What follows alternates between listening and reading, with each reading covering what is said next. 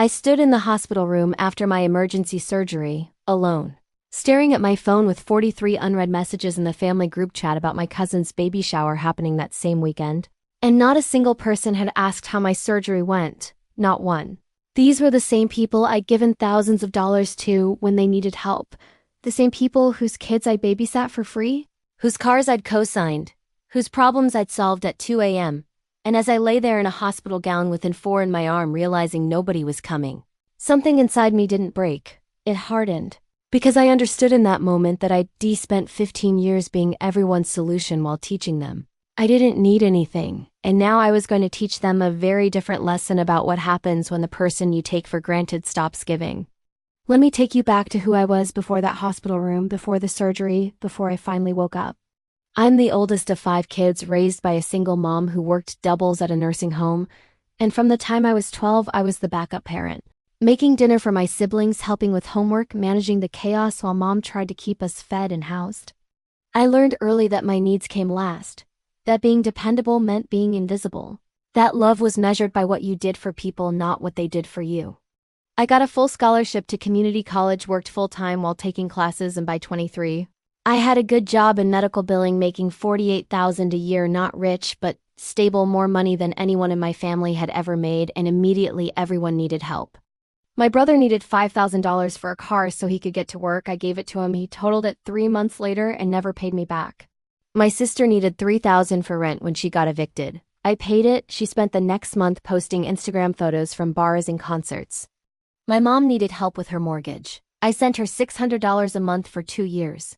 $18,000 total. Never asked for it back, because you don't charge your mother. My youngest sister wanted to go to college. I co-signed her student loans for $32,000. She dropped out after a year and stopped making payments. Destroyed my credit. I gave and gave and gave because that's what family does, that's what I'd been taught, and every time someone needed something they called me. Middle of the night, middle of my workday, didn't matter, I answered. I solved problems, I fixed things, I was the reliable one. But when I needed something, when I was struggling, when I was tired, when I asked for help, there was always a reason why they couldn't. My brother needed his money for his new girlfriend. My sister was broke. Despite her shopping hauls, my mom had her own problems. Everyone was too busy to stress, too broke to something. I started to notice the pattern, how they'd call me crying about emergencies, but couldn't call me back when I just needed to talk. How they'd ask me to babysit every weekend, but were always busy when I needed help moving. How family dinners happened without me if I could. I'd make it, but I was expected to rearrange everything when they needed me there. I was the fixer, the ATM, the safety net, but I wasn't a person with needs, I was a function. The moment that changed everything happened 8 months ago. I started having severe abdominal pain, ignored it for weeks because I was helping my cousin plan her wedding, spending my weekends shopping with her, my evenings addressing invitations, my money on her bachelorette party. And by the time I finally went to the doctor, the pain was unbearable.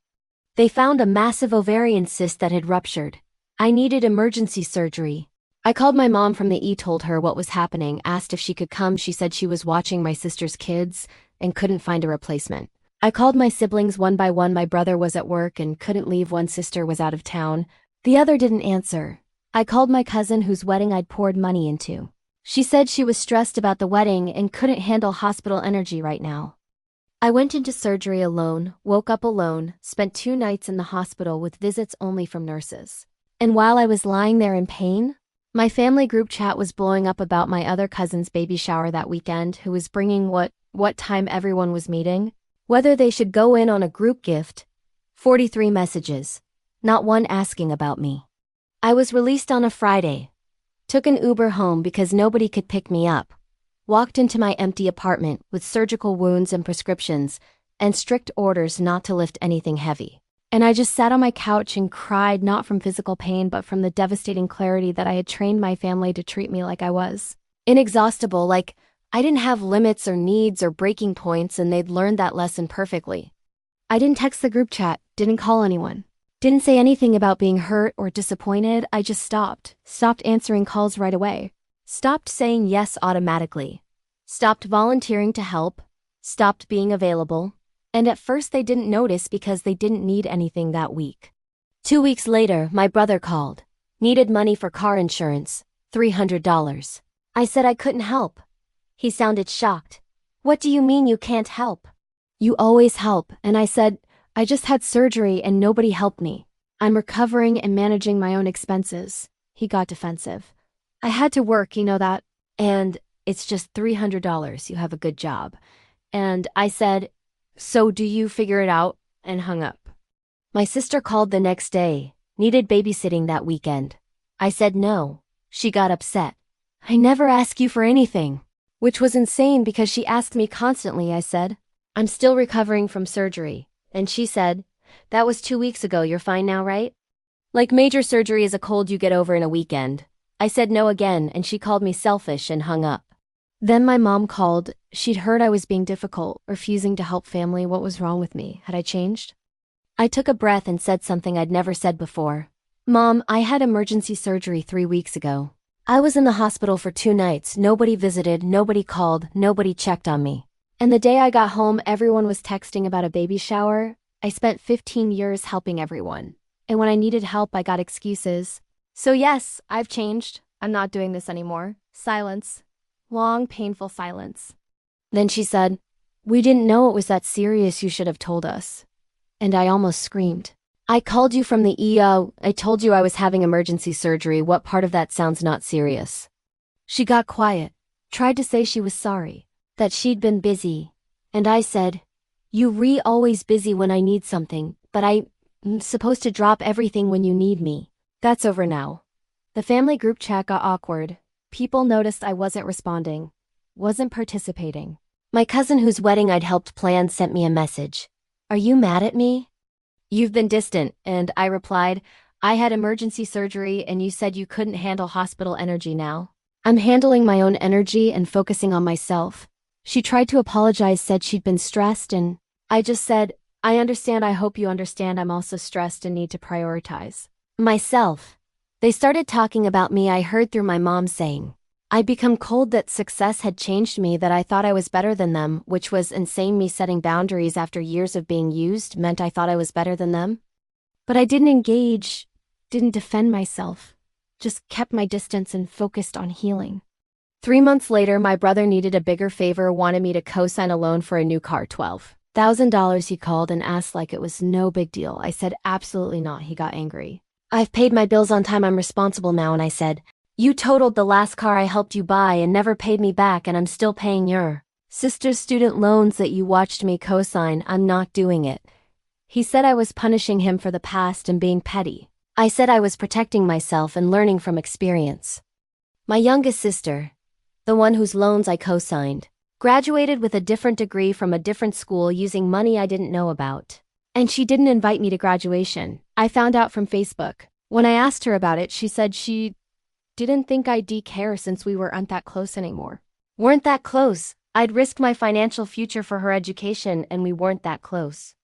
That's when I hired a lawyer. Found out I could sue her for the loan payments I'd been making, the ones destroying my credit. My lawyer sent her a letter demanding she take over payments or I'd take legal action. She called me hysterical. You're suing me? Your own sister? And I said, you're defaulting on loans that are ruining my credit and acting like I'm the villain? Yes, I'm protecting myself legally. You're an adult. Handle your obligations. She tried to get the family involved, painted me as the cruel sister attacking her. But I sent the group chat a simple message. I've given this family over $70,000 in the last 10 years. Co-signed loans that destroyed my credit, sacrificed my time and energy constantly. When I had emergency surgery, nobody came. Nobody called after. Nobody checked in during recovery. I'm done being the person everyone uses. If you need something, hire someone or figure it out yourselves. I'm focused on my own life now. My mom called me crying, said I was tearing the family apart, being selfish, that family helps each other, and I said something that felt like freedom. You're right, family should help each other, meaning it goes both ways. For 15 years. It only went one way, you all took and I gave, and nobody thought that was tearing anything apart, but now that I've stopped giving, suddenly I'm the problem? No, I was there for everyone and no one was there for me. That's the actual problem and I'm fixing it. 6 months later, my life is completely different. I settled with my sister. She took over her loan payments to avoid court. My credit is recovering. I moved to a new apartment I actually like. Started therapy to understand why I'd let myself be used for so long. Learned about codependency and people pleasing and how being the helper was my way of feeling valuable. I started saving money for the first time in years, took a trip to Costa Rica by myself, began dating someone who actually shows up for me without me having to beg. My family barely speaks to me now. Occasional texts, surface level conversation. They miss the old me. The one who said yes to everything. But I don't miss her at all. She was exhausted, broke, alone, and convinced that being needed was the same as being loved. And it's not. Being needed is being used, being loved is being valued even when you can't give anything. I heard my brother had to sell his car, my sister had to get a real job to pay her bills, my mom had to budget without my monthly help. And I don't feel guilty, I feel free because their problems aren't my responsibility, my well-being is, and I'm finally making myself the priority. Here is what I learned lying in that hospital bed alone. You teach people how to treat you. And if you're always there for everyone, always solving problems, always giving without asking for anything back, you teach them you don't need anything, that you're not a person with needs, you're a resource to extract from. And they'll keep extracting until you're empty. And when you finally stop, when you finally say no, they won't see it as you setting boundaries, they'll see it as you betraying them. Because in their mind, your purpose was to serve. I was there for everyone and no one was there for me, and that imbalance wasn't an accident, it was a pattern. I enabled by never asking for reciprocity, never enforcing boundaries, never making my needs as important as theirs. I thought being selfless made me good, but it just made me invisible. If you enjoyed my story, please like and subscribe, and share this with anyone who's always there for others but feels alone themselves. Because here's the truth. You cannot pour from an empty cup. You cannot light yourself on fire to keep others warm. And the people who truly love you will show up without you having to break down first. I was there for everyone. Now I'm here for myself, and that's not selfish. That's survival.